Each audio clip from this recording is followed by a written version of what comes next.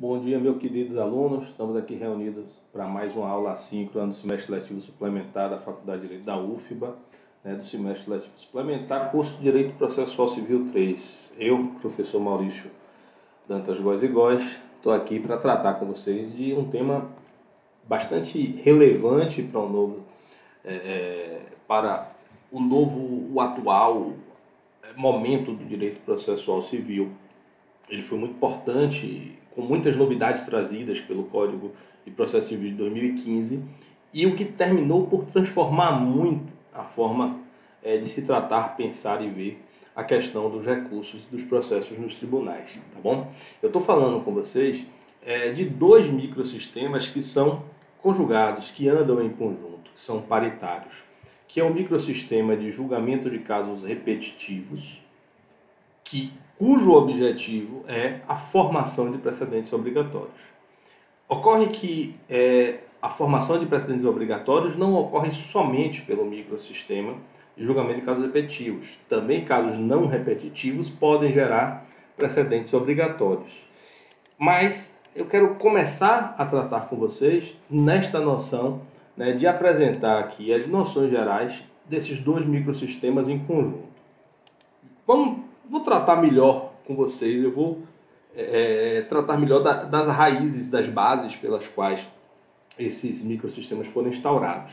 Isso é importante eu tratar para vocês, porque dentro desses dois microsistemas, nós vamos tratar de, além deste regime geral, que tem a instituição dos dois microsistemas, com regras, princípios que se aplicam a todos os institutos destes respectivos microsistemas, e vou depois tratar dos institutos em si. O que a gente vai tratar neste momento para que vocês compreendam? Eu vou tratar do regime jurídico geral de basicamente três institutos processuais relevantíssimos. O IRDR, Incidente de Resolução de Demandas Repetitivas, o IAC, Incidente de Assunção de Competência, e o regime jurídico dos recursos especial e extraordinários repetitivos. Tá bom? Estes três institutos fazem parte do chamado microsistema de formação de precedentes. Porém, o IAC não faz parte do microsistema de julgamento de casos repetitivos, porque, ao contrário do IRDR e dos recursos repetitivos, o IAC ele pode ser instaurado em demandas que exista repercussão jurídica, interesse social relevante, mas que não tenha julgamentos repetitivos. Então, para que vocês entendam, nós vamos, neste primeiro momento, nessa primeira aula, nós vamos tratar, e vai ser até a aula mais extensa deste bloco de aulas, que eu suponho que serão 4 aulas, uma dessa do regime jurídico geral, uma para tratar de IRDR, uma para tratar de recursos repetitivos e uma para tratar de IAC. Então, neste primeiro momento, a gente vai tratar e vai se aprofundar nos dois microsistemas, nas regras gerais. Então, primeiro eu vou falar para vocês das causas desse microsistema. Depois eu vou falar para você do regime geral para o microsistema de julgamento de casos repetitivos. E depois eu vou falar com vocês do julgamento de algumas regras gerais relacionadas ao microsistema de formação de precedentes. Os dois microsistemas são muito interrelacionados, como eu já disse. Tanto é assim que todo julgamento de causa repetitiva gera precedente obrigatório. Agora, os precedentes obrigatórios não vêm somente de causas repetitivas. Então, eu espero que isso tenha ficado muito claro para vocês. Mas onde é que nasce a preocupação do legislador de 2015? Na verdade, ela é anterior ao legislador de 2015, mas o CPC de 2015 consolida bem estes dois microsistemas como os dois instrumentos muito relevantes para tratar de problemas relacionados a uma litigiosidade em massa ou a uma existência em massa de processos repetitivos. O nosso Código de Processo Civil ainda tem este equívoco de ter sido pensado para os chamados processos de Caio versus Tício, ou Tício versus Caio, que vocês tantas vezes já ouviram dos antigos manuais de processo ou também das aulas de seus professores, que certamente usam esses nomes, ou nas provas usam esses nomes. Mas o que eu quero dizer é que o CPC, os Códigos de Processo Civil brasileiros, todos eles foram pensados a partir da necessidade de julgamento de uma causa individual que se submete, que se relaciona a duas pessoas, doutor contra o réu, sem que haja nisto uma grande preocupação com a realização, a promoção de decisões que possam ser aplicadas e ser correlacionadas aos demais casos.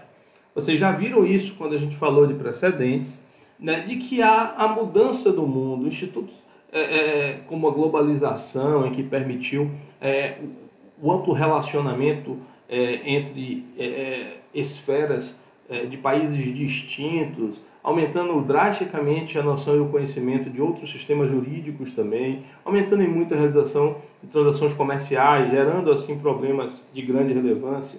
A internet, que reduziu drasticamente as distâncias no mundo, né, permitindo que a comunicação seja realizada de forma muito fácil e muito rápida, e até mesmo novos ramos do direito, como direito ambiental, como direito do consumidor, que não são tão novos assim, mas que terminam sendo ramos em relação aos quais você tem uma quantidade muito grande de pessoas submetidas às demandas e aos problemas jurídicos da lei. E esta forma contemporânea do mundo, onde você tem questões que são relacionadas, né, a uma multiplicidade de pessoas, podem ser tratadas de várias formas. Né? Podem ser tratadas de várias formas. Inclusive, não podemos deixar de lembrar a nossa raiz, né, de um sistema não, a raiz de uma tradição jurídica do civil law, que atribui, não início, não ao magistrado, mas ao legislador, a edição das normas gerais de direito. Só que tudo isso, com esta mudança, gerou dois fenômenos relevantes. Um fenômeno é o fenômeno dos processos coletivos.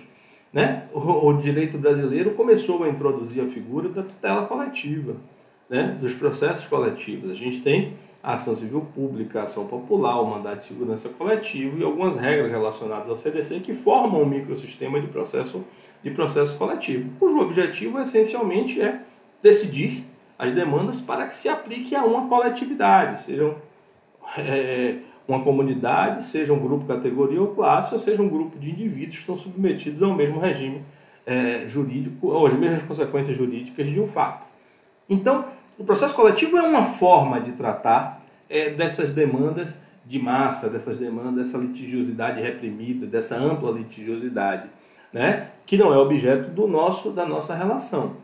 Mas a gente tem, com o processo coletivo, para aquilo que a gente vai tratar agora, ou seja, além do processo coletivo, as principais formas de tratar as demandas de litigiosidade em massa são justamente os institutos do julgamento de casos repetitivos, IRDR e IRR, vamos chamar assim, recursos repetitivos especial e extraordinário, e os precedentes obrigatórios. E aí a gente tem, além da súmula, do enunciado de súmula, a gente tem, né, o IAC. Então, tanto o processo coletivo como os precedentes, né, como a instituição de um sistema em que há um respeito aos precedentes judiciais e há uma formação de precedentes obrigatórios que devem ser seguidos por todos os outros julgadores dos outros processos individuais, né, como um regime jurídico de julgamento de causas repetitivas, servem como instituto de tutela dessa litigiosidade em massa. E que, assim como o processo coletivo também o é.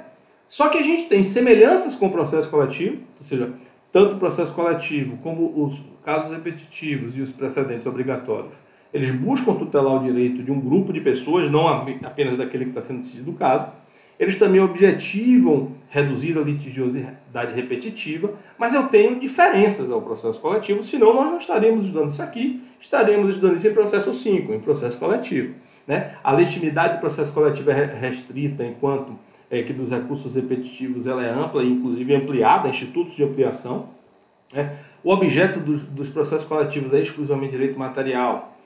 E no IRDR, nos recursos repetitivos e no IAC pode ser tanto matéria relacionada a direito material como direito processual. E enquanto que nos processos coletivos o resultado é a formação, pela formação de uma coisa julgada com eficácia erga omnes, no sistema de recursos repetitivos do IRDR e do IAC, a gente tem uma formação de um precedente.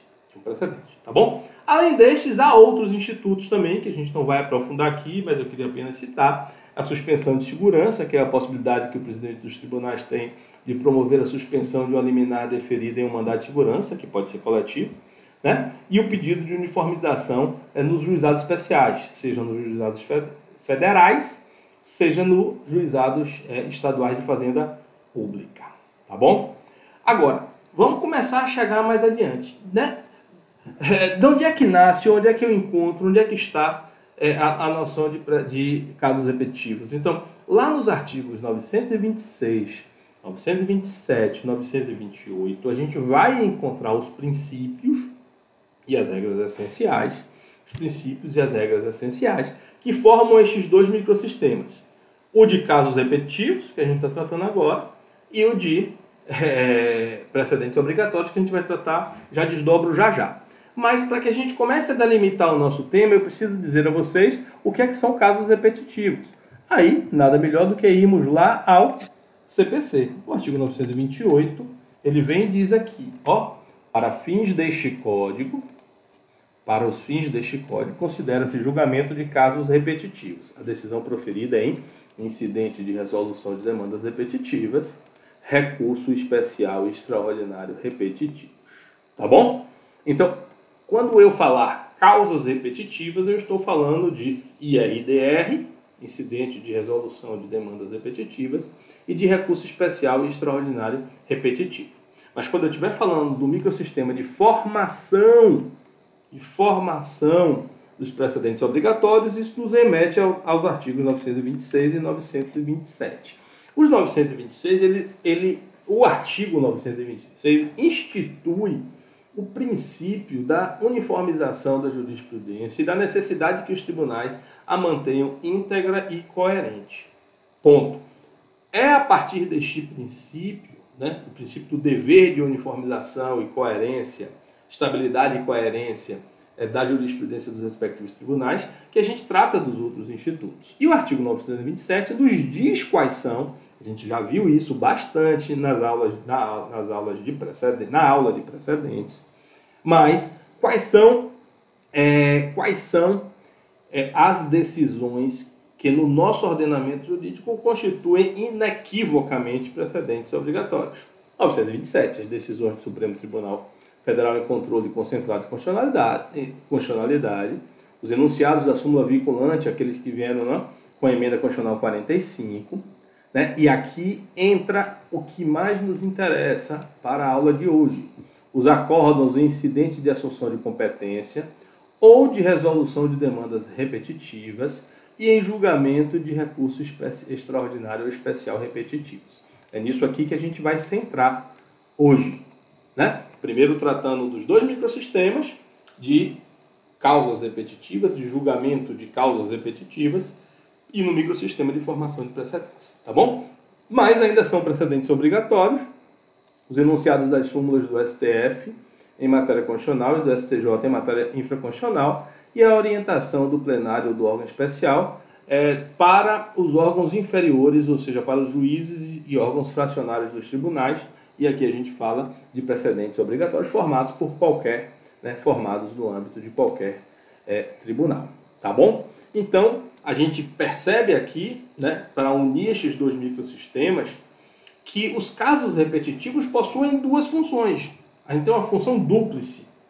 Uma primeira função é de organizar e administrar casos repetitivos. No passado, era um caos. Assim, certamente vocês não lembram, mas qualquer pessoa acima de 40, 50 anos de idade vai lembrar dos expurgos inflacionários. Foram as consequências que os planos econômicos da década de 80 geraram nas cadernetas de poupança e nas contas vinculadas do FGTS. Nós tivemos no Brasil milhões, literalmente milhões de processos, na verdade dezenas de milhões de processos que todos descontiam uma única tese. Se a União quanto ao FGTS, a Caixa Econômica, se a União, os bancos e a Caixa Econômica em relação ao FGTS tinham o dever de indenizar por conta das consequências dos planos econômicos da década de 80. Isso levou quase uma década, ou talvez mais de uma década, para que o Supremo fixasse esse tema. E não era só isso, era para que o mundo jurídico aceitasse as decisões do Supremo em controle difuso, que hoje todos nós sabemos da relevância que eles têm, né, como precedentes não vinculantes, ou deles pode, ou seja, quando se julga um recurso extraordinário individual, independente, né, ou a importância que eles têm no que concerne a fixação dos recursos, da fixação das hipóteses de repercussão geral, que são precedente obrigatório, e quando julgados em regime de repercussão geral. Então, uma das formas, ou uma das principais funções, né, dos casos repetitivos é evitar que isso volte a ocorrer. É evitar que eu tenha dezenas de milhões de processos, ou dezenas de milhares, ou apenas evitar que milhares de processos precisem ser julgados um a um pelos tribunais superiores. Daí eu organizo o meu sistema para que eu tenha casos pilotos que chegam aos tribunais superiores que decidem essa questão. E aí isso se aplica automaticamente aos demais casos. A gente vai ver isso já já. E a segunda função, além dessa gestão dos casos repetitivos, é justamente a formação de um precedente obrigatório. E na formação do precedente obrigatório, repito eu, que é um outro microsistema, não só servem para a formação do precedente obrigatório o IRDR e os recursos repetitivos, mas também servem o IAC, os enunciados da súmula vinculante, os enunciados, né, da súmula em geral. Tá bom até aqui?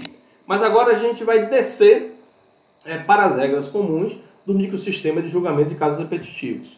Quando eu falo aqui de microsistema de julgamento de casos repetitivos, compreenda, leia, entenda-se que tudo que eu vou falar daqui para frente, isso se aplica ao IRDR, ao IRDR e aos recursos repetitivos.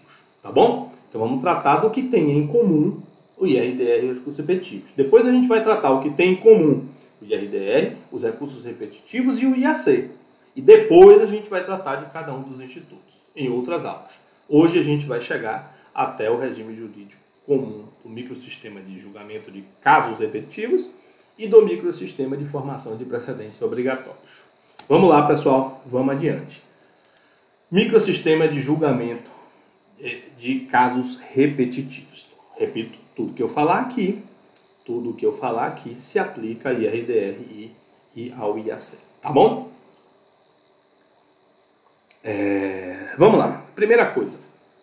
Quando eu vou tratar de julgamento de casos repetitivos, eu tenho, assim como nos precedentes obrigatórios, eu tenho uma objetivação daquele processo que inicialmente é subjetivo. Só para relembrar a diferença. O que é um processo objetivo?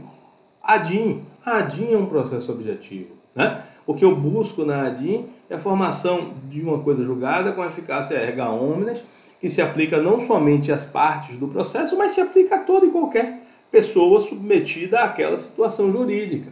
Então, na ADIM não importa tanto quem é o autor, a gente analisa quem é o autor para fins de aferição da legitimidade, tá? Da legitimidade, para saber se ele pode ou não pode propor a ADIM. Mas, podendo ele propor a ADIM, vai ser julgada a ADIM, que é objetiva. Eu não tenho tanta preocupação com as partes do processo. Já nos processos individuais, como regra, ainda que sejam múltiplos, esse é um processo subjetivo.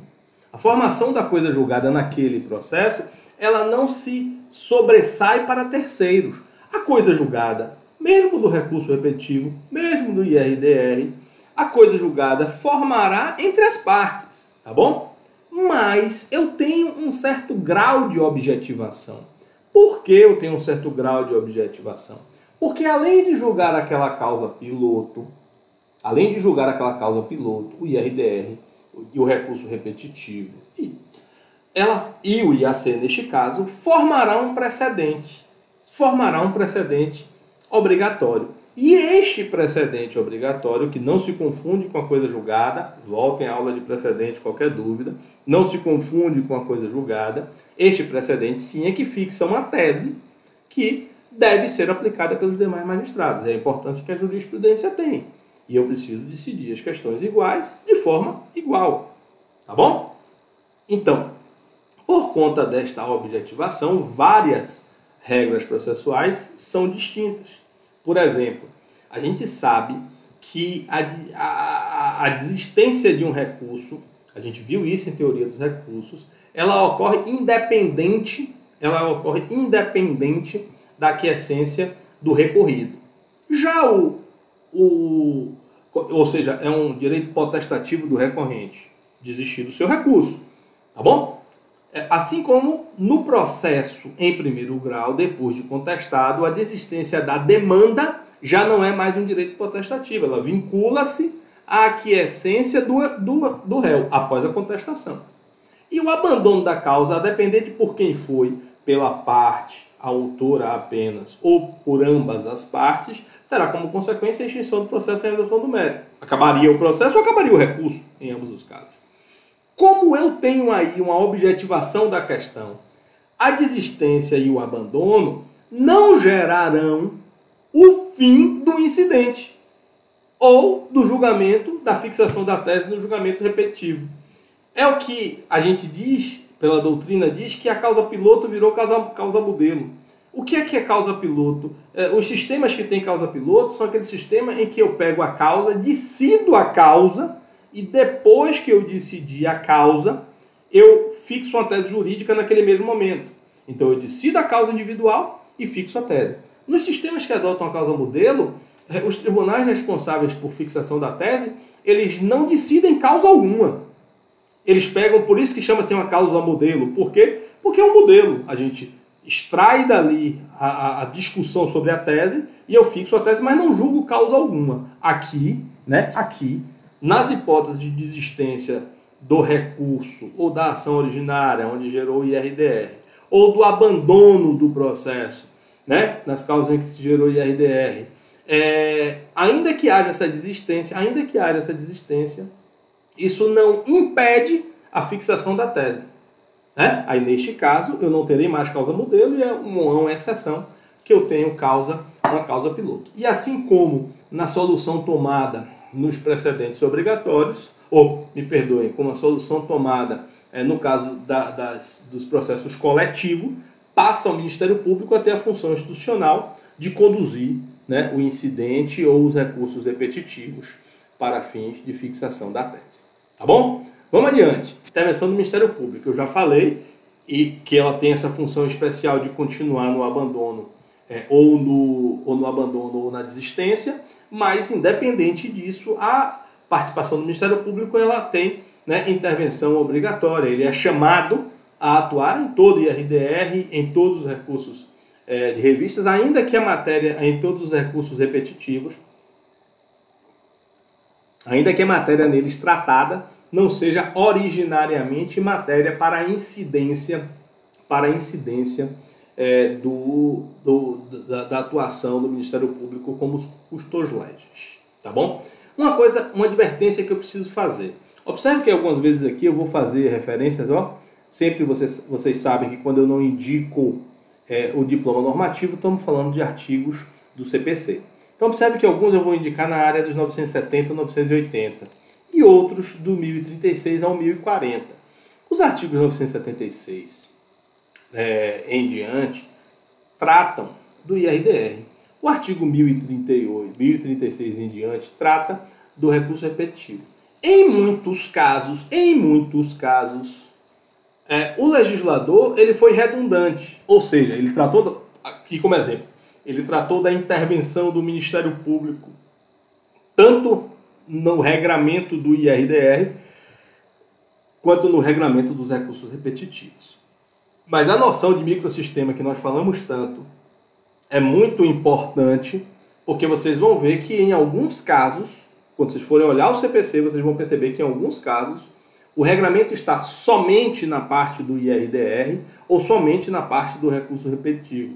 Então, por exemplo, o pedido de distinguish para fins de evitar a suspensão, a gente fala já o que é isso, mas só para dar uma noção, só está regrado no âmbito dos recursos repetitivos. Mas se eu passo a entender que existe um microsistema, eu posso perfeitamente aplicar uma regra que, embora inicialmente foi prevista somente na parte de recurso repetitivo, também para o IRDR, porque eles em conjunto, como lá determinou o artigo 928, constituem um microsistema, formam um microsistema, tá bom? Então isso é importante porque nem sempre a gente vai ter um instituto regrado duplamente nos recursos repetitivos e no IRDR. E ainda assim, eu terei que aplicar aquelas regras que lhes são comuns, né? E por isso a gente está tratando aqui desse regime comum, a ambos os institutos. E, em alguns casos, a regra será somente para um deles. E aí é que a gente vai tratar mais adiante as peculiaridades do IRDR, as peculiaridades dos recursos repetitivos. Tá bom? Mas vamos seguir adiante. Já chegou ele aqui, o exemplo que eu tinha não, suspensão não, foi na verdade o distinct, mas eu chego já. Suspensão dos feitos conexos. O que é que significa isso? Quando foram instituídos esta forma de regramento de causas repetitivas, passou a não ter sentido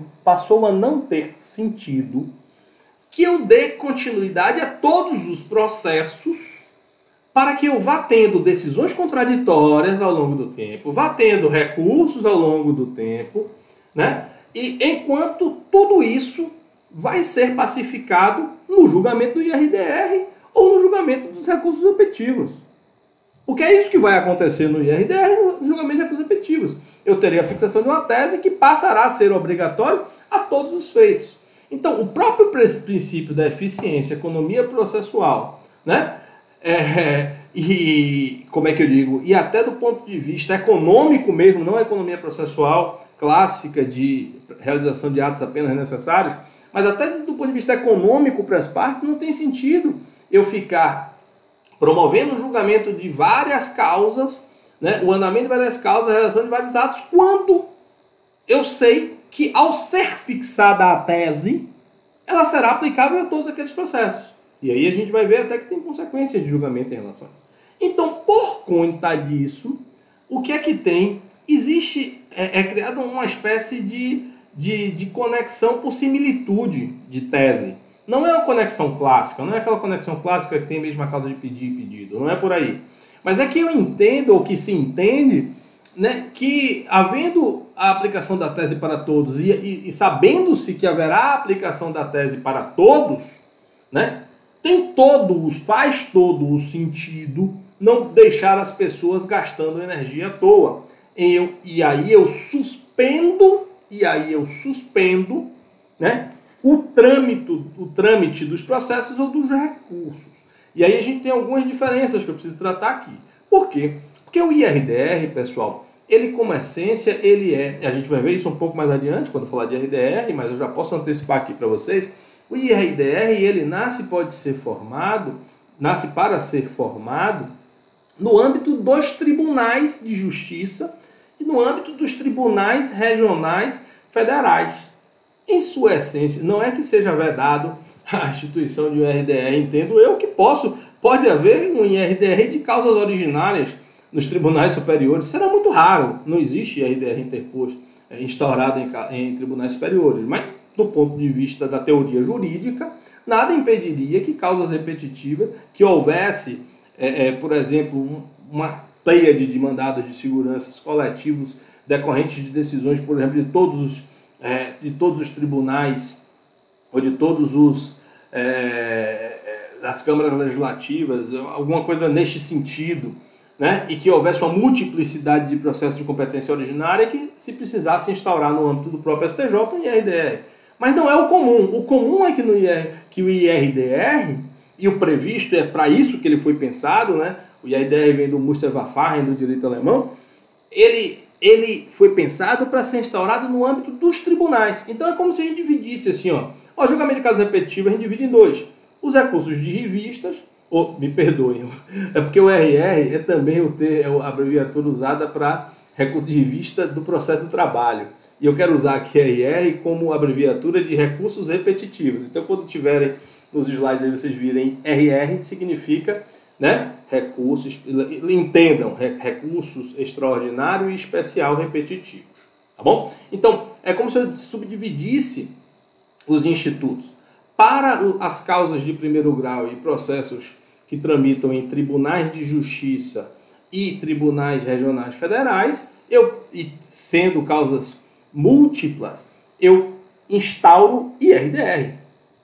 E em sendo recursos especiais e extraordinários, advindos de todo o Brasil, e que estão lá no âmbito dos tribunais superiores, né, do STJ e do STF, para o que nos importa, embora também se aplique recursos repetitivos ao processo do trabalho, mas o que nos importa aqui, né, são os recursos especial no STJ e o recurso extraordinário no STF, ambos no regime de repetitivo. Eu instauro lá nos tribunais superiores,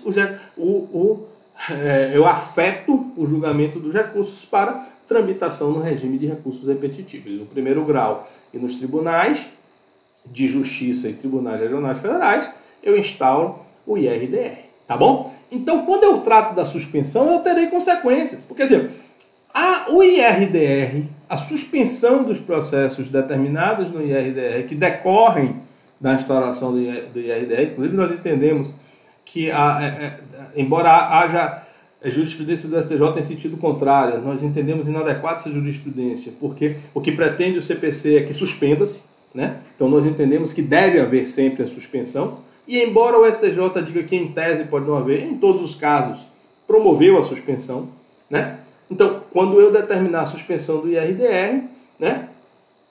Quando o relator do IRDR determinar a suspensão, pararão todos os processos e os recursos relacionados, todos os processos e os recursos relacionados, né, ao âmbito da jurisdição, da competência daquele respectivo tribunal. Então, se eu tenho um IRDR instaurado no Tribunal de Justiça da Bahia, todos os processos na Bahia param. Se eu tenho um IRDR instaurado no TRF da primeira região, todos os processos da primeira região irão parar. E aí os vários estados que compõem, né, a primeira região, dos estados do Norte, Centro-Oeste, Minas Gerais e Bahia e Maranhão, passariam a ficar paralisados. Tá bom? Tanto os que tramitam em primeiro grau, quanto os que já tiverem grau de recurso. Tanto os processos individuais, quanto os processos coletivos. Então, do IRDR, ele é instaurado em âmbitos de tribunais regionais e tribunais de estado. Tá? A gente vai tratar já. Alguém já deve estar aí perguntando para si sobre a suspensão nacional do IRDR. A gente trata já. Mas no recurso de revista, né, ele pode ser instaurado. Recurso de revista não, nos recursos repetitivos, eles podem ser instaurados. Os recursos repetitivos podem ser instaurados por pedido do presidente ou vice-presidente de um Tribunal de Justiça de um TRF, ou pelo relator já no âmbito do Tribunal Superior, STJ e STF. Se já foi para o relator no âmbito do Tribunal Superior, automaticamente suspende para todo o território nacional. Mas se foi um presidente do Tribunal de Justiça da Bahia que disse, olha, aqui tem tido muitos recursos especiais sobre esse tema. Eu queria afetar dois aqui e dizer assim, olha, lembram quando a gente tratou lá do artigo 1030 da admissibilidade do recurso especial e extraordinário, que uma das funções do presidente era a seleção de recursos representativos das controvérsias repetitivas? Aí, se foi essa hipótese, olha, eu tenho muitos recursos repetitivos sobre esse tema. STJ, você não acha que a hipótese de afetação para julgamento em regime de recursos repetitivos, aí neste momento, inicialmente, ele vai suspender somente na região ou no estado do Tribunal de Justiça que fez a afetação, né, que fez a sugestão de afetação, me perdoem, e só tornará nacional a suspensão quando e se houver a afetação pelo Tribunal Superior, pelo STJ ou pelo STF. Tá bom? Então, para tentar organizar um pouco melhor, eu sei que está complexo, mas vamos lá. IRDR, como é instaurado no âmbito do Tribunal de Justiça e Tribunal Regional Federal, inicialmente, a gente vai ver que tudo no final pode dar em suspensão nacional. Tá bom? Mas o IRDR ele é instaurado em Tribunal de Justiça e em Tribunais Regionais Federais. Inicialmente, instaurado o IRDR, suspendem-se os processos do respectivo Estado, caso TJ, ou da respectiva região, caso TRF. Bom, a instauração de recursos repetitivos, ela pode se dar a pedido de presidente de Tribunal de Justiça ou de Tribunais Regionais Federais ou de ministros no âmbito do STJ ou do STF. Se é um presidente ou vice de Tribunal de Justiça ou de Tribunal Regional Federal que suscita a instauração dos recursos repetitivos, inicialmente a suspensão será regional, tá bom? Ou do Estado, se Tribunal de Justiça. E quando chega no STJ, o STJ pode dizer, olha, não entendo que é hipótese de afetação e não afeto. Se ele não afetar, cai a suspensão. Cai a suspensão. Mas se chega lá e diz, não, eu entendo, você está certo, presidente do Tribunal de Justiça da Bahia, este é um tema que merece afetação para julgamento em regime de recursos repetitivos. E afeto o julgamento. Quando isso acontece, a suspensão passa a ser automaticamente nacional. Tá bom? Então, tomada a decisão pela suspensão, né? Esta será comunicada por aquele que é competente, então, como regra, o relator do IRDR, o relator do recurso de revista e, excepcionalmente, presidente e vice de TJ ou TRF, ela vai ser comunicada a cada órgão jurisdicional individual, para que lá no processo em Juazeiro, que estiverem tratando do tema, sejam suspensos, para que os processos de Alagoinhas sejam suspensos, para que os processos, e por aí vai, para que cada um promova a suspensão, né, dos seus respectivos processos. Tá bom? Mas não é só isso sobre suspensão, não. Tem um pouco mais. O prazo dessa suspensão, ela é inicialmente por 1 ano. Qual é a lógica disso? A gente vai ver mais adiante, o mesmo prazo que o sistema dá para julgamento. Que é o mesmo prazo que o sistema dá para julgamento. Também 1 ano. Para IRDR e para recursos repetitivos. E aí se aplica também o prazo de julgamento para o IAC. A suspensão não. Suspensão no IAC não tem lógica, porque justamente não é para casos repetitivos. Se fosse repetitivos, seria IRDR. Então, por isso que não há que se falar em suspensão como regra no IAC. Então, o prazo de suspensão é de 1 ano, que é o mesmo prazo originário para o julgamento do recurso. Agora, é possível que não se termine o julgamento 1 ano após. E aí, nestes casos, o relator, por decisão fundamentada, poderá estender, né, esse prazo para mais de 1 ano. Observe, inclusive, que aqui é um bom exemplo do que eu estava falando da importância de compreensão de estarmos tratando de um microsistema. Observe que o prazo de suspensão ele é tratado tanto no IRDR 980 como nos recursos repetitivos 1037, o prazo de suspensão de 1 ano.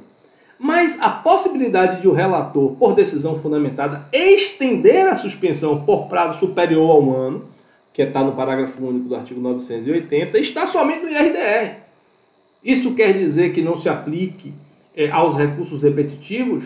O oposto, que nós defendemos, o que a doutrina majoritária defende, é que há um microsistema e, portanto, embora previsto somente para fins de IRDR, é possível suspensão posterior por mais de 1 ano, por decisão fundamentada do relator. Mas vamos em frente, não é só isso, temos mais. Como nós vimos, o IRDR ele é instaurado em tribunais de justiça e é instaurado no âmbito de tribunais regionais federais. Tá? E o IRDR pode se tratar de uma questão repetitiva, por exemplo, relacionada a uma lei estadual. Mas não é o comum. Nós sabemos que as competências legislativas dos estados no Brasil, pelo nosso modelo de federação, são muito pequenas. A gente tem uma hipertrofia da competência legislativa da União. Então, em geral, os problemas são problemas de direito federal. E aí, convém para o sistema como um todo que algumas dessas teses, elas sejam aplicadas também a todo o país. Porque seria um contrassenso se a gente dissesse que os IRDRs têm somente aplicação regional, e aí quando começarem a chegar os recursos especiais extraordinários, é que aí deverá de novo o tema ser discutido lá no STF, no STJ. No STF, no STJ, para fim de fixação nacional. E neste meio tempo eu poderia ter, inclusive, decisões contraditórias, né? Uma decisão de um IRDR fixando uma tese em um estado e outra em outro estado. Daí que o sistema para acabar com este risco de decisões contraditórias em IRDR por conta de estados distintos ou regiões distintas.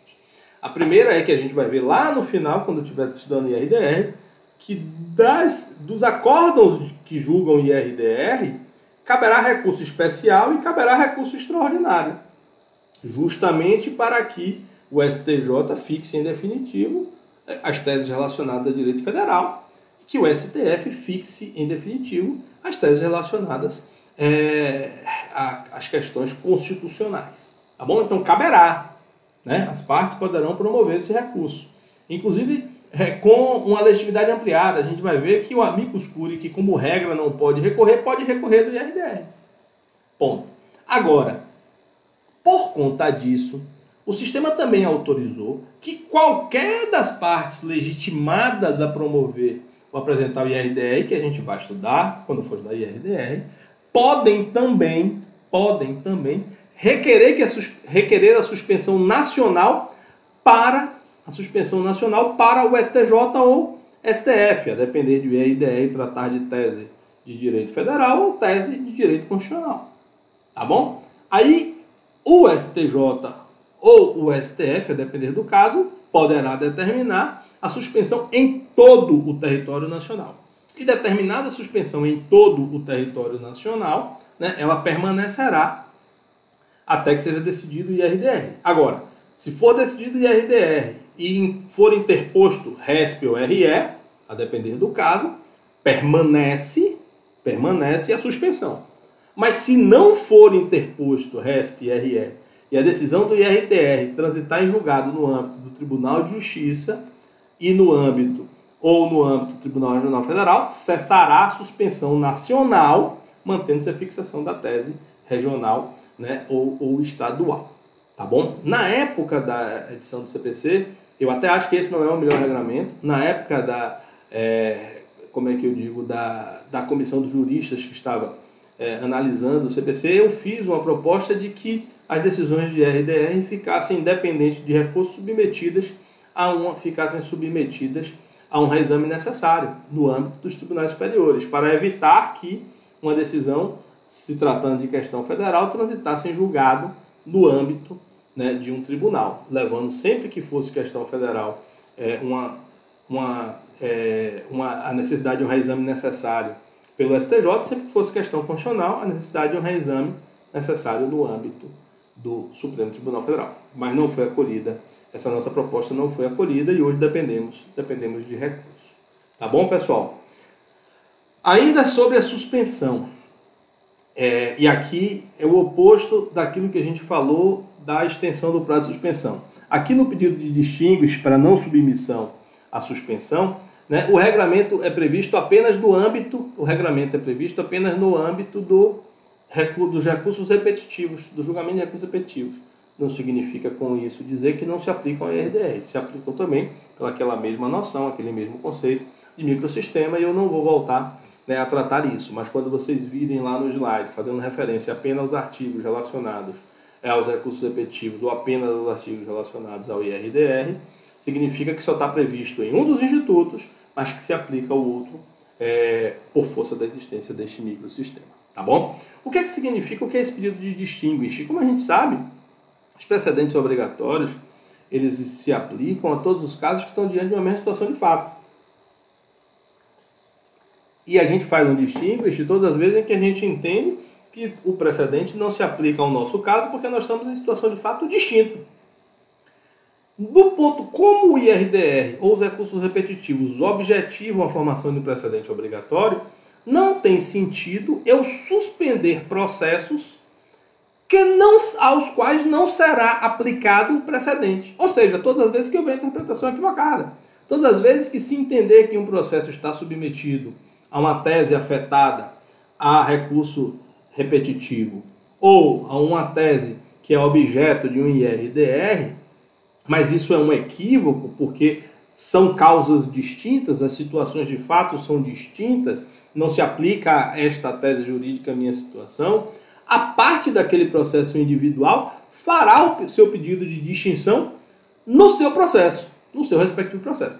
A questão é que esse processo pode estar paralisado em primeiro grau de jurisdição, antes de uma sentença, Ele pode estar parado num tribunal de justiça, ou Tribunal Regional Federal, ou Tribunal Regional Federal, né, aguardando o julgamento de um agravo ou de um recurso de apelação, essencialmente um recurso de apelação.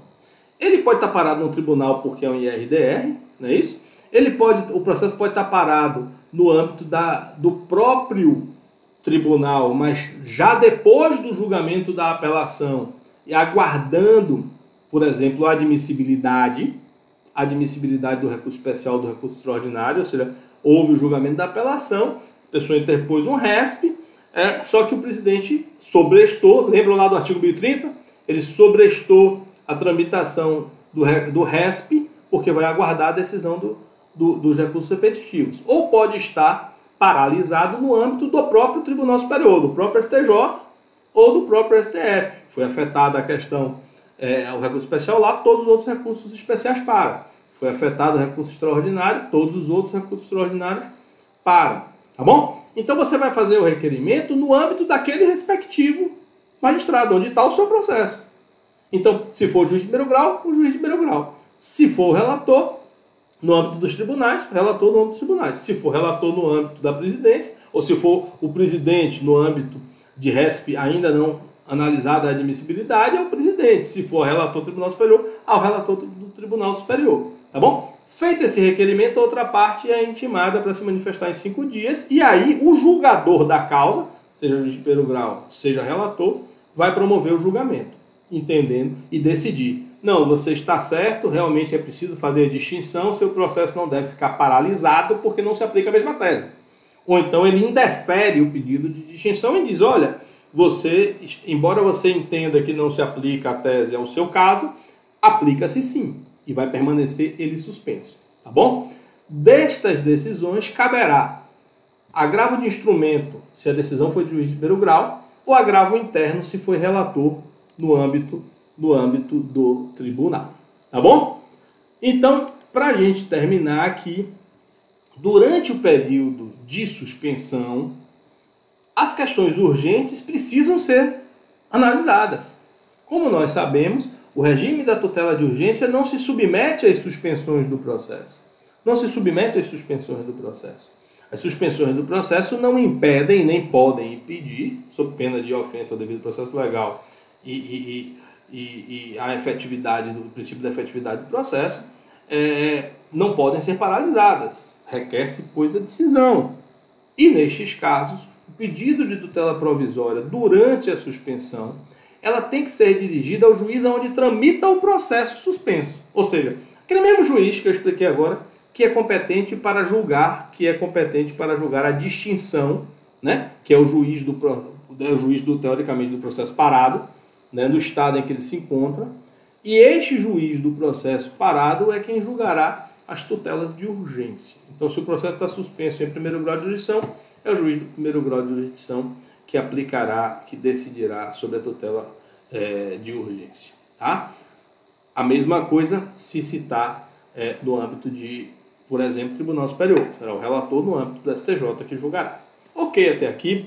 Então, tudo o que eu falei aqui é essencialmente importante para IRDR e para recursos repetitivos, porque fazem parte do microsistema de formação, né? Do microsistema, na verdade, de gestão de causas repetitivas.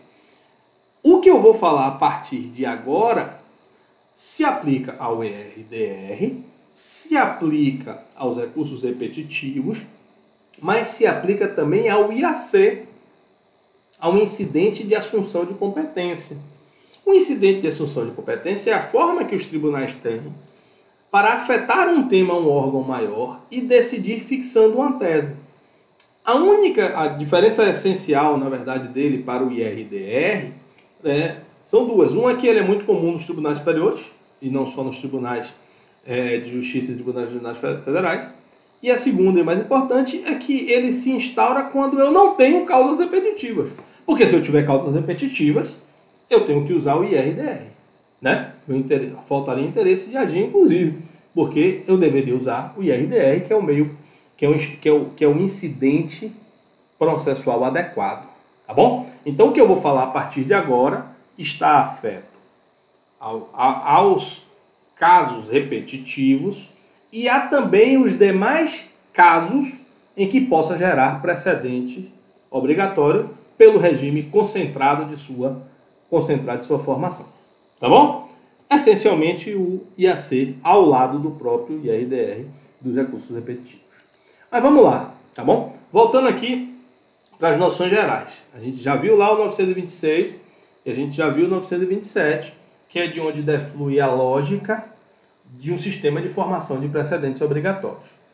E esta formação de precedentes obrigatórios, né, ela tem uma série de consequências dogmáticas relevantes. Há uma série de consequências, né, há uma série de situações jurídicas que só se instauram quando existe precedente obrigatório. Quando existe precedente obrigatório. Daí a importância de nós termos um sistema, né, concentrado para a formação de precedentes obrigatórios, que é, né, mantido muito nos tribunais superiores, mas cuja responsabilidade e competência também é distribuída nos demais tribunais. Então, o que acontece quando eu tenho um precedente obrigatório? Pois ele autoriza a improcedência liminar do pedido, ele dispensa a remessa necessária, ele autoriza a concessão de tutela de evidência, ele autoriza o julgamento monocrático do relator, inclusive quanto ao mérito de recurso. Ele autoriza a reclamação, né? Ainda eu tenho uma previsão específica de omissão quando eu não analiso, quando o julgador não analisa, né, uma tese de precedente obrigatório fixada e não apreciada pela sentença. Então eu teria uma hipótese específica de omissão. Então o CPC foi lá e disse especificamente nos embargos de declaração, caberá embargo de declaração se a parte alegar a existência e a aplicação de uma tese firmada em precedente obrigatório que você não analisou, que o tribunal não analisou. Tá bom? Então, dadas todas essas consequências, a gente tem esse regime concentrado, né? O objetivo central dos IRDRs, do IAC e dos recursos repetitivos é gerar justamente esse precedente obrigatório. Tá bom? Então, uma primeira coisa importante é que eu tenha uma grande publicidade, tanto da instauração quanto da decisão. Da decisão a gente vai ver um pouco mais adiante, mas também da instauração. Por que eu quero dizer isso? Porque todos os processos serão suspensos, né? E depois de decidido, aquilo passa a ser precedente obrigatório que deve ser levado em consideração por todos os juízes. E não pode ser desconsiderado, a gente sabe disso também, né, pelas autoridades administrativas. O legislativo está livre para, inclusive, fazer legislações contrárias às decisões fixadas no âmbito do Poder Judiciário, desde que constitucionais, é óbvio. Mas os administradores não, eles têm que, né, eles devem respeitar os precedentes obrigatórios, porque senão seus atos vão ser impugnados no âmbito de processos judiciais e serão simplesmente ignorados. Então, é preciso que haja, e o CPC exige esta formação, essa existência, né, de uma ampla publicidade, tanto da instauração quanto da decisão. Né? E o CNJ, inclusive, possui, né, um Banco Nacional de Precedentes, onde ele apresenta, né, todas essas teses fixadas. Então, estas publicidades serão muito amplas, realizadas na rede mundial de computadores e, se possível, por outros meios. Tá bom? Então, toda a instauração de IRDR do respectivo tribunal ou afetação de recurso de revista, também os IACs, serão objeto de ampla divulgação e estarão lá numa página específica, eu vou mostrar para vocês, né, numa página específica dos sites dos tribunais, para dizer quais são os precedentes, quais são, primeiro, os IRDRs instaurados, no caso dos tribunais de justiça, quais são as teses fixadas por eles, e aquilo que foi revisto ou não foi revisto por Tribunal Superior. E no CNJ a gente tem, mas também tem no STJ, mas também tem no STF, a página específica do STJ, do STF. No CNJ a gente vai ver aonde eles organizam, né, todas as teses sobre, eu já falei várias vezes com vocês sobre tema. Tema é a forma que os tribunais superiores, né, a numeração dos temas é a forma que os tribunais superiores acharam para organizar as teses afetadas e ainda não decididas e as afetadas e decididas, tá bom? No âmbito do Tribunal de Justiça da Bahia tem o chamado NUJEP, o núcleo, né? E o CNJ tem o chamado BNPR, que é o Banco Nacional dos Precedentes. Então todas as teses ficarão lá. A gente vai ver mais adiante que uma das consequências do julgamento do IRDR, isso também se aplica aos recursos repetitivos, também deve se aplicar ao IAC, é quando eu tenho que comunicar às agências reguladoras ou órgãos administrativos de fiscalização, sempre que a tese que for decidida se relacionar com o serviço público autorizado ou objeto de concessão ou permissão, para que eles possam fiscalizar e aplicar a tese. E aí, embora não haja uma regra no âmbito do CPC, essa antecipação da comunicação pelo magistrado é muito salutar, tá bom? Alguns regimentos internos, como o regimento interno da Bahia, já prevê essa situação, de que desde a instauração do IRDR já se promove a aplicação, tá bom? Aqui é o site do CNJ, né? BNPR, que é o Banco Nacional de Precedentes Repetitivos, de precedentes, né? Mas aqui ele bota de processo, salvo engano, é de processos repetitivos o nome, mas o objetivo é dos precedentes, e aqui ele traz dos tribunais, de todos os tribunais, e aqui a página do NUJEP, do Tribunal de Justiça da Bahia, onde a gente encontra os IRDRs lá instaurados e também ele reproduz, né, as teses já fixadas pelos tribunais superiores. Em 2020, né, enquanto a gente está dando essa aula, gravando essa aula na verdade, a Bahia possui ao todo 7, 3, 10, 13 IRDRs. 7 deles já admitidos e ainda pendentes de julgamento, 2 que já transitaram em julgado, 3 com mérito julgado, mas ainda pendente do trânsito em julgado, aí você pode incluir ainda pendente de recurso, tramitação de recursos no âmbito do TJ, e 1 com mérito julgado e cujo o recurso extraordinário está pendente de julgamento, tá bom? Então essa ampla publicidade é extremamente importante. É extremamente importante para esse sistema de objetivação. Outra forma, né, outra consequência desta objetivação é a amplitude de participação de terceiros, né? Inclusive há uma grande discussão doutrinária da natureza desses terceiros ou não, porque além dos amigos, além do amici curiae, ou seja, além dos amici curiae, que é plural, ou do amicus curiae no singular, né? Outros interessados também podem intervir, como a gente viu lá quando eu falei de suspensão. Lembra que ao falar de suspensão, eu disse que a suspensão nacional pode ser pedida, se não falei, estou falando agora, não só pelas partes do processo em que foi afetado o IRDR, como também por parte de outros processos. Então, eu posso não ter meu processo afetado ao IRDR, mas ele foi suspenso regionalmente por conta da aplicação da tese. Eu posso ir ao STJ e dizer, olha, promova a suspensão nacional. Eu tenho uma ampla participação.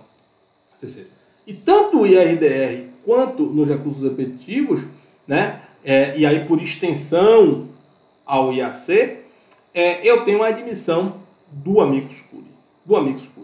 Inclusive, o amicus curiae, ele pode recorrer no caso do IRDR, no caso dos recursos repetitivos, entendemos nós também que no caso do IAC, né? Ele excepcionalmente poderá recorrer, porque como regra nos processos em geral, ele não vai poder recorrer, ele não tem legitimidade de recursar o amicus curiae, mas no âmbito de IRDR, de recursos repetitivos, ele tem.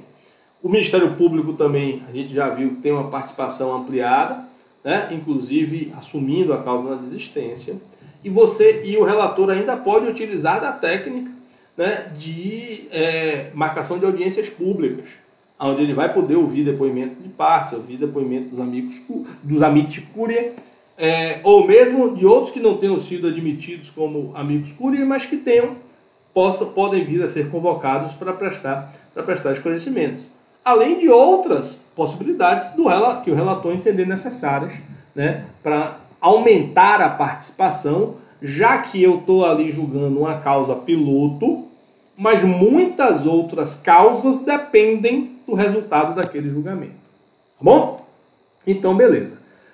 Para que a gente possa aqui, já caminhando para o final dessa nossa aula de hoje, tratar de algumas regras de procedimento. Algumas regras de procedimento, tá bom?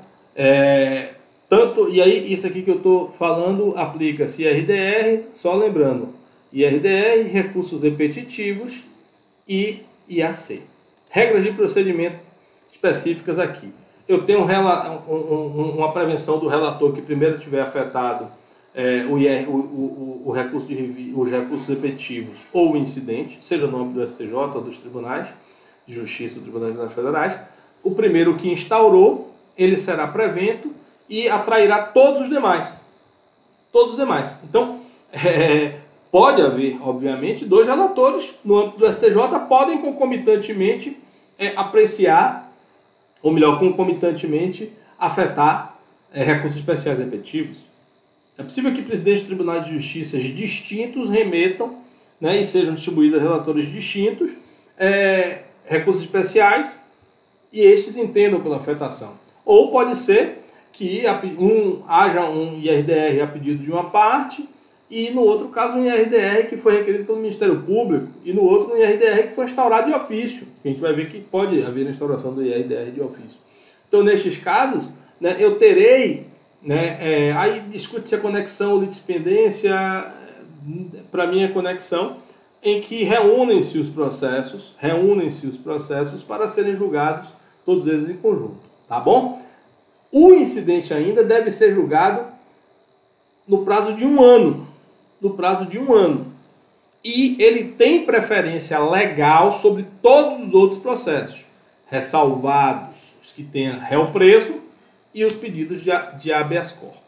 E eu posso promover a aplicação dos recursos repetitivos, dos recursos especiais repetitivos, ou o IRDR, ou instaurar o IAC, em qualquer processo, recurso ou incidente. Tá bom? Para a gente efetivamente caminhando para o fim desta nossa aula de hoje, vamos tratar sobre o julgamento destes incidentes, julgamento do IRDR, do IAC, dos recursos repetitivos. Estes incidentes ou recursos repetitivos precisam e devem ser julgados por prazo de 1 ano. Este prazo de 1 ano é justamente o prazo inicial da suspensão e tem a preferência que nós já falamos aqui atrás.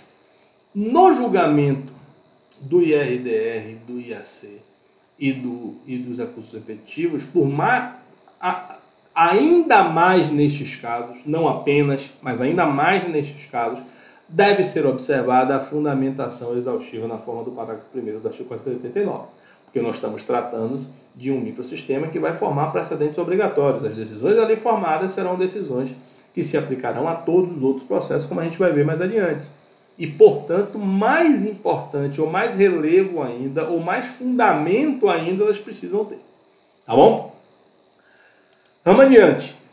Quando foi decidida a causa e fixada a tese, porque do julgamento do IRDR, do recurso repetitivo do IAC, haverá a fixação de uma tese, que é um daqueles temas. Lembram aqueles temazinhos? Aqueles temas são um extrato, da tese jurídica que foi ali fixada. Um resumo da tese jurídica que foi ali fixada. Então, feito este tema, a gente vai ver logo abaixo, que ele se aplica a todos os processos. E aí eu concedo um estímulo para que a parte desista. Porque a gente sabe que depois de contestado o feito, a desistência depende da aquiescência do réu. Mas o CPC aqui abre uma exceção e diz, olha, fixada a tese, a parte pode requerer, o autor pode requerer desistência e ainda que o réu discorde, o juiz deverá homologar. Na verdade, o juiz deverá homologar a desistência independente do consentimento do réu. Tá bom? Obviamente, haverá de arcar com custas e honorários.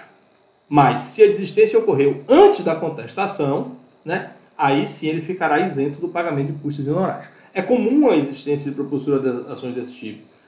Ainda que já esteja suspensa a causa, às vezes é comum, para que você não corra o risco de prescrição, você, por exemplo, interpõe o processo que você sabe que vai ter a petição inicial e ele vai ficar suspenso.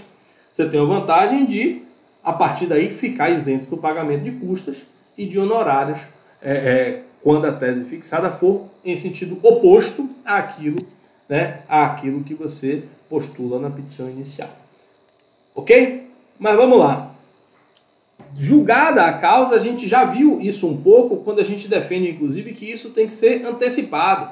Eu tenho que comunicar da instauração dos IRDRs, dos IACs e dos recursos repetitivos aos órgãos que sejam responsáveis, né, por fiscalização ou agências reguladoras responsáveis pela fiscalização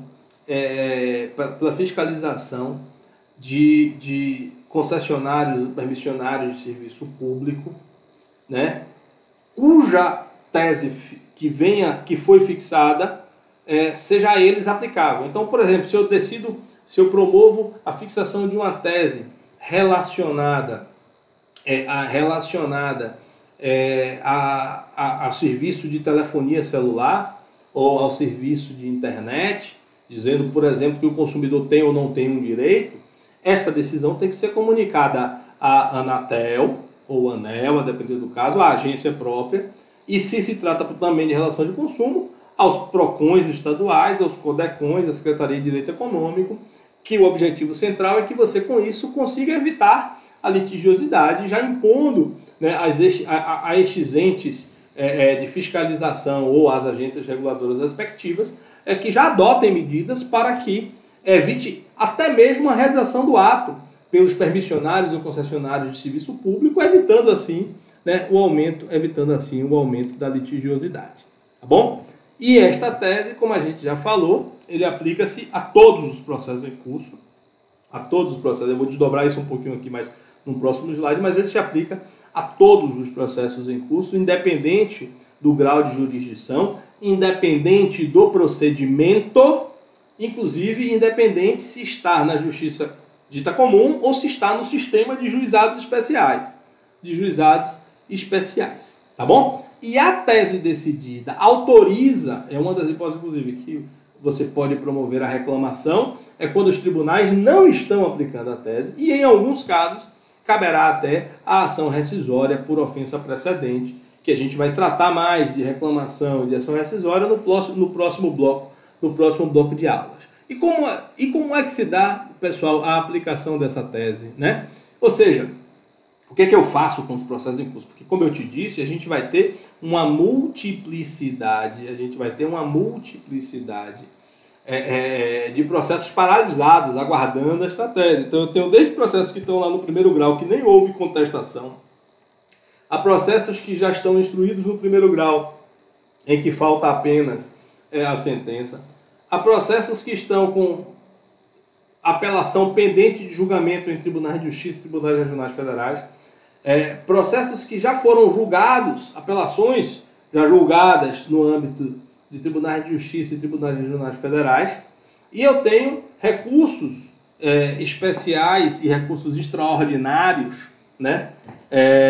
Recursos especiais ou recursos extraordinários interpostos, aguardando as decisões, isso quando se trata de recursos repetitivos. E aí como é que eu vou fazer? Qual a regra, né? Qual a regra de solução? A regra de solução é que todo mundo deve aplicar a tese, a lógica é que todo mundo deve aplicar a tese no estado em que se encontra, inclusive autorizando-se o efeito regressivo, né, para as hipóteses em que o tribunal ainda não admitiu o recurso. Então, a primeira coisa é o seguinte, todos os recursos aí vão pegar lá por órgãos, né? Todos os recursos que estão lá com recurso especial ou extraordinário, sobrestadas as respectivas análises das admissibilidades perante o presidente ou vice-presidente, o presidente ou vice-presidente vai pegar logo todos os recursos que estão ali e que estão contrários à tese, à orientação fixada pelo Tribunal Superior e negará seguimento a todos eles com base no artigo 1030. Com todos eles, tá bom? Todos aqueles que estão nesta mesma situação, mas que o recurso é igual à tese, ou seja, que a decisão foi contrária à tese, o presidente ou vice-presidente devolverá, também na forma lá do 1030, devolverá para que as respectivas turmas ou câmaras promovam o reexame da matéria. E se não reexaminarem, haverá das demais requisitos de admissibilidade para a subida do recurso. Os recursos que estão suspensos em primeiro grau e segundo grau voltam a tramitar para serem julgados com a necessidade de aplicação da tese. Tá bom? Para a gente terminar hoje, na verdade, para gente terminar esta aula, né? A gente sabe que o direito não pode nem deve ficar engessado. A gente, inclusive, falou muito da preocupação que a gente tem por força do regime jurídico, da admissibilidade provisória dos tribunais de justiça nos julgamentos, né, de recursos especiais e extraordinários depois da fixação da tese, que uma primeira leitura do sistema parecia prever que nunca mais um recurso especial ou extraordinário poderia chegar ao âmbito do STJ. E a gente tem um sistema de revisão de tese previsto para o IRDR, que a gente não tinha para os recursos repetitivos, mas tem previstos para o IRDR. E lá, da previsão do IRDR, é que alguns dos legitimados, as partes não podem pedir revisão. Óbvio, porque toda parte que perdeu ia querer pedir revisão. Mas os outros legitimados, ou seja, o Tribunal de Ofício, o Ministério Público ou a Defensoria Pública, né, poderá, Ministério Público, Defensoria Pública por petição e o Tribunal de Ofício, instaurar um procedimento de revisão, cuja revisão respeitará o mesmo procedimento de fixação da tese, né, com ampla ampliação da intervenção, com a aceitação de amicus curiae, com a grande publicidade dessa revisão, e deverá ser feito. Nós tínhamos uma grande preocupação, né, porque se vocês lembram quando a gente falou do juiz de admissibilidade preliminar promovido pelo presidente ou vice do tribunal, ele teoricamente, se a questão já foi decidida, não volta ao STJ. E a gente ficava perguntando, poxa, e como é que a gente fará para ter uma evolução do direito se houver esta necessidade? Esta semana, na verdade no informativo da jurisprudência do STJ que circulou hoje, este final de semana, né? Hoje é 7/12, né, que eu abri hoje, mas que circulou neste final de semana, de 5 e 6, o STJ começou a resolver essa questão acataram a questão de ordem, no âmbito de um recurso especial, né? A Corte Especial do STJ, por relatoria da ministra Nancy Andrighi, no âmbito deste recurso especial 1.820.963 de São Paulo, acatou uma questão de ordem para instaurar um procedimento de revisão do tema 677. Para a gente aqui nem importa tanto o tema 677 fala sobre a incidência ou não incidência, na verdade, a partir dali, de juros, de consequências da mora, né? E correção monetária e incidência de juros moratórios para as condenações judiciais posteriores ao depósito judicial. Então, sua parte vai lá e deposita. Quem é responsável por promover a remuneração da mora, ou seja, promover a remuneração via correção monetária mais juros de mora de 1%, é o que não corrige desta forma, é o banco. Os depósitos judiciais não são corrigidos dessa forma. E aí se discutia se essa diferença aqui caberia. Esse é o tema 677. Isso não é importante para a gente, não é tão importante para a gente agora, né? Mas o que é importante para a gente agora é que o STJ, via questão de ordem, aceitou fazer a revisão de um dos seus temas fixado em recursos repetitivos. E o que era óbvio para a doutrina, de que teria de haver um instrumento para que os tribunais superiores revissem, começa a se, mas que eu não tinha a previsão legislativa de qual seria o instituto, começa a se materializar, nesse caso, né, via questão de ordem. Então tá bom, pessoal? Então, primeira parte da aula aqui fechada, só lembrando, a gente tratou do microsistema de julgamento de casos repetitivos, que se aplica ao IRDR e aos recursos repetitivos. Depois a gente tratou do microsistema de formação de precedentes obrigatórios, trazendo também o IAC para esta jogada. E nas próximas aulas a gente vai tratar especificamente dos institutos. IRDR, recursos repetitivos, incidente de assunção de competência. Tá? Um abraço forte, bons estudos.